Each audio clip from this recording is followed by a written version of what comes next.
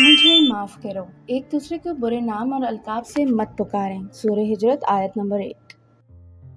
شایان اور رضا گھر کے قریب پارک میں کھیل رہے تھے۔ اس وقت ایک بچہ لنگڑاتا ہوا ان کے قریب سے گزرا۔ رضا اسے دیکھ کر تالیاں بجانے اور ہنسنے لگا اور ساتھ ہی اسے انگڑا لنگڑا کہہ کر مذاق اڑانے لگا۔ اس بچے نے کچھ نہ کہا اور خاموشی سے وہاں سے چلا گیا۔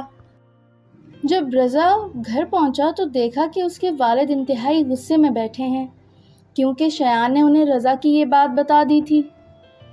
والد صاحب نے رضا کو سمجھایا، رضا بیٹا، یہ اچھی بات نہیں ہے۔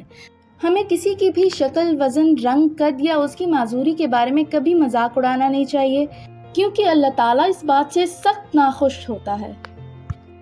جیسے اللہ تعالیٰ نے آپ کو بنایا ہے، اسی طرح اللہ تعالیٰ نے اسے بھی بنایا ہے۔ آپ کی غلطی کی وجہ سے اس بچے کے دل میں آپ کے لیے اب کوئی ہمدردی یہ اچھی بات نہیں ہے۔ اسی لیے اللہ تعالیٰ سورہ ہجرت میں فرماتا ہے کہ ایک دوسرے کو برے نام اور القاب سے مت پکاریں۔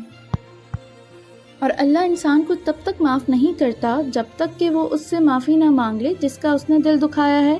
اسی لیے جب ہم کل بھاگ جائیں گے، آپ اس بچے سے معذرت کرو گے اور اس کے دوست بنو گے۔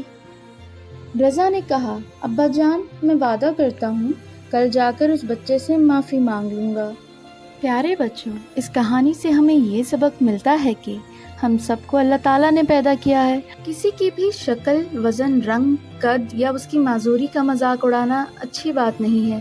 اس لیے ہمیں ایک دوسرے کا مذاق نہیں اڑانا چاہیے، کیونکہ اللہ تعالیٰ اس بات سے سخت ناخوش ہوتا ہے۔ اور اللہ تعالیٰ انسان کو تب تک معاف نہیں کرتا جب تک وہ اس شخص سے معافی نہ مانگ لے جس کا اس نے دل دکھایا ہے۔